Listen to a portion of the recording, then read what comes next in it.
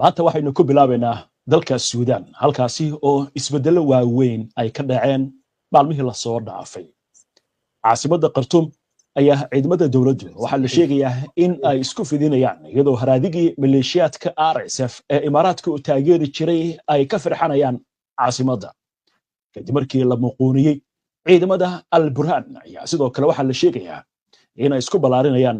magaalada kuwaasi oo la aaminsan yahay taageero inay ka helayaan Turkiga, Masar, Ruushka, Iiraan iyo Sacuudiga. General Al-Burhan oo shalay galkii dambe dib ugu soo laabtay magaalada Khartoum markii ugu horeysay tan markii dagaalku uu bilowday bishii Abriil 2023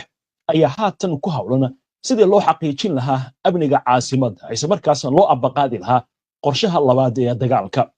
Wakaaladda wararka ee Reuters ayaa ka soo xigtay dad goobjoogayaal ah oo sheegaya in ciidamada gurmadka degdega ah ee Suudaan ay ka baxayaan inta badan magaalada Khartoum ciidankuna uu isku fidinayo xaafado badan. Maamulka gobolka Khartoum ayaa bogooda Facebook ku qoray Khartoum waxay ka xorowday caloosha shaqaystayaashii iyadoo loola jeedo ciidamada RSF. dhinaca kalena Baasha Taweeq oo ah la taliyaha ciidanka gurmadka degdega ayaa sheegay in qorshayaasha military ay qasab ay ka dhigeen dib u habayn ciidan oo ay isku sameynayaan sabab la xiriira arrimo badan oo ku saabsan saadka iyo qorshaynta military. Waxa uu sheegay in hadallada ciidanka ee sheegaya inay la wareegeen Khartoum ay yihiin waa sidoo hadalka u dhigay guul been ah iyo marin habaabin ra'yiga dadweynaha. isla mawduuca wararka la xiriirana laba taliye oo ka tirsan ciidanka gurmadka degdega ah iyo dhaqdhaqaaqa xoreynta ee dadka Suudaan ee kooxda Cabdulaziz Al-Hilo uu hogaaminayo ayaa ku dhawaaqay bilaabidda howlgal wada jir ah oo ciidan oo lagula dagaalamayo ciidanka dawladda Suudaan iyaga oo la hadlayay dadweyne ku sugan koonfurta Kordofan. Labaduba waxa ay ballan qaadeen in ay iska kaashan doonaan dagaalka ay kula jiraan ciidamada Suudaan. bayaan ka soo baxay warbaahinta RSF ayaa intaasi waxa uu ku daray in talaabadan ay tahay isbahaysi military oo u dhaxeeya labada ciidan kaasi oo ujeedadiisu uu yahay in la xoreeyo Suudaan. aynu ku sii soconne waxaa xusid mudan in la xuso toddobaadyadii ugu dambeeyay waxaa sii kordhiyay dib u gurashada ciidamada gurmadka degdega ah oo ay ka guranayaan dhowr gobol oo ku yaala waddankaasi oo ay ka mid yihiin gobolka Khartoum, Jazeera, Niilka Cad, koonfurta Kordofan, Sinaar iyo Niilka Buluuga ah. laga bilaabo 18 gobol oo dalkaasi ka mid ah. RSF waxay gacanta ku haysaa oo kaliya goobo yar oo ku yaala galbeedka iyo koonfurta magaalada Umudurman iyo galbeedka Khartoum oo ay haatan ka sii farxanayaan. sidoo kale qaybo ka mid ah gobolada Kordofanta waqooyi iyo kan galbeed ay wali ku dambeeyaan ciidamadaasi. waxay sidoo kale xukumaan 4 gobol oo ku yaala dhanka gobolka Darfur halka ciidanku ay gacanta ku hayaan magaalada Al-Fashir ee caasimadda gobolka Darfurta waqooyi oo ah gobolka shanaad ee gobolkaasi. tan iyo bishii Abriil 2023 ciidamada dawladda Suudaan iyo kuwa RSF ayaa ku jiray dagaal ay ku dhinteen dad ka badan 20,000 qof inkastoo la leeyahay 130,000 ay tiradaasi ka badan tahay. ha yeeshee waxa lagu soo waramayaa in 15 milyan oo kale oo dadkaasi ka mid ah waa dadka reer Suudaan ay ka qaxeen colaadan sida ay sheegayso qaramada midoobay oo kaabinaysa warbixinada laga helayo hay'adaha maxalliga ah. haatan xagga iyo Suuriya wasiirka arrimaha gudaha ee dalka Jarmalka Nazif Resser iyo dhigeeda Austria Gerhard Karner ayaa baajiyay booqashadoodii la filayay inay ku tagaan Suuriya Khamiista maanta kadib markii la helay xog gaar ah oo ku saabsan suurtagalnimada weerar dhaca. diyaaradda ay leeyihiin ciidamada cirka ee Jarmalka ayaa la qorsheynayay inay maanta ay ka qaado wasiirka iyo wafdigiisa Urdun isla markaasina ay geyso magaalada Dimashq si lama filaan ayaa loo joojiyay socdaalkaasi. afhayeen oo hadlay wasaaradda arrimaha gudaha ee Jarmalka ayaa sheegay in hay'adaha ammaanka ee Jarmalku ay heleen digniino gaar ah oo ku saabsan khatar suurtagal ah taasi oo keentay in wasiirku baajiyo duulimaadkeedii ka hor inta aysan ka duulin caasimadda dalkaasi Urdun. waxa sidoo kale ay xusay in Fraser ay ka go'an tahay ama ay go'aankaasi ay qaadatay iyada oo la tashanaysa Karner sidoo kalena sida laga soo xigtay wakaaladda wararka ee DPA ee dalka Jarmalka laga leeyahay.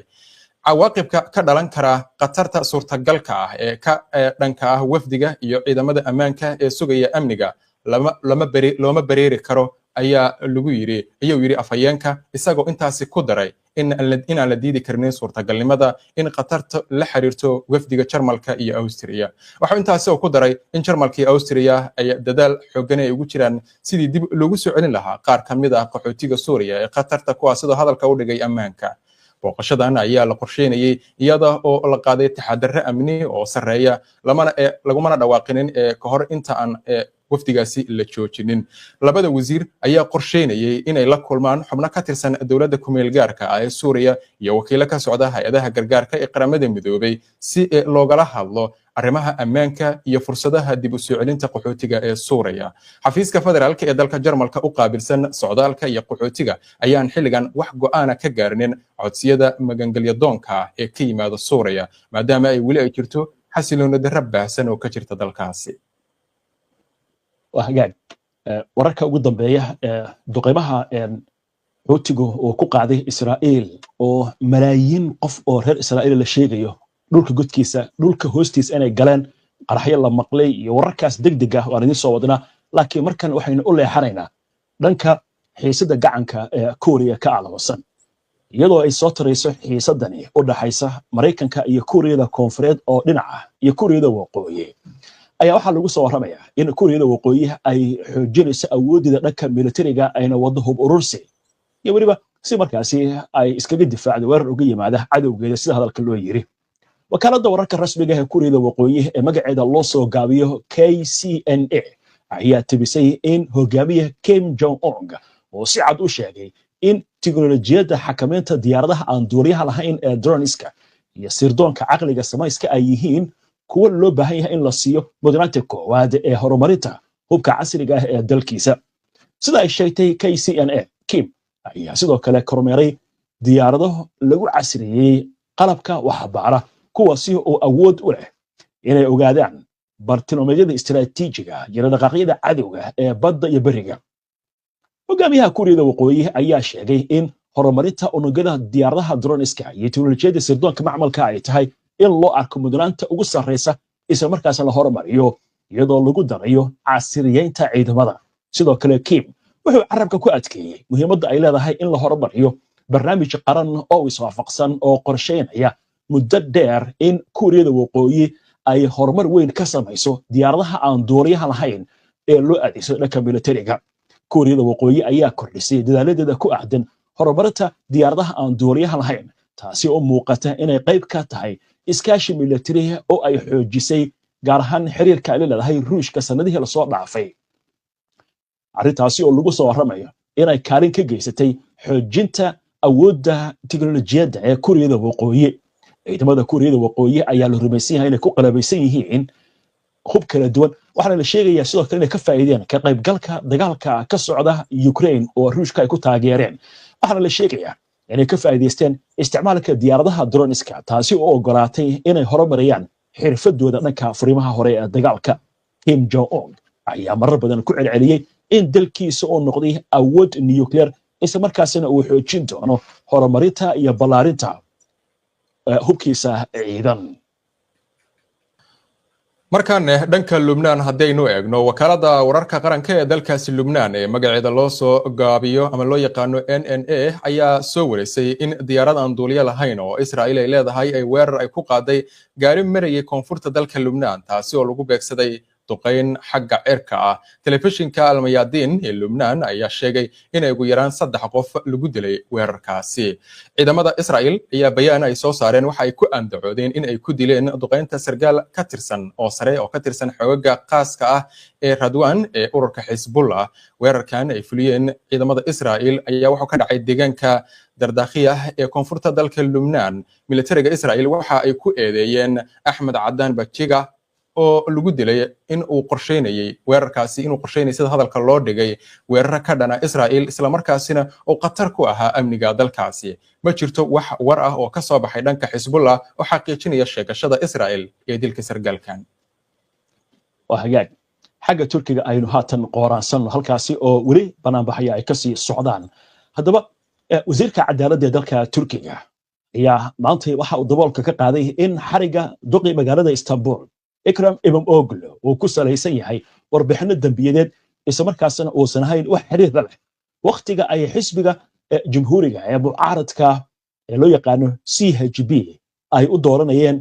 Imam Ogul musharaxa madaxweynaha ee doorashada soo socota. wasiirka cadaaladda Yilmaz Tunç oo shir jiraad ku qabtay magaalada Istanbul ayaa waxa uu carabka ku adkeeyay in go'aanka lagu xiray Imam Ogul uu yahay mid macquul ah marka loo eego culayska eedeymaha loo haysto.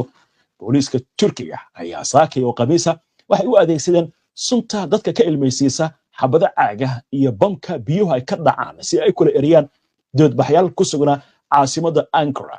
taasina waxaa la sheegayaa in ay ahayd mid markaasi u muuqanaysa xiisada oo kasii daraysa. dhowrkii maalmood ee lasoo dhaafay xasilooni ayaa jirtay gaar ahaan labadii maalmood ee lasoo dhaafay, laakiin bannaanbaxyada waxaa la sheegayaa inay sii xoogaysanayaan sida wararka ugu dambeeya ay sheegayaan.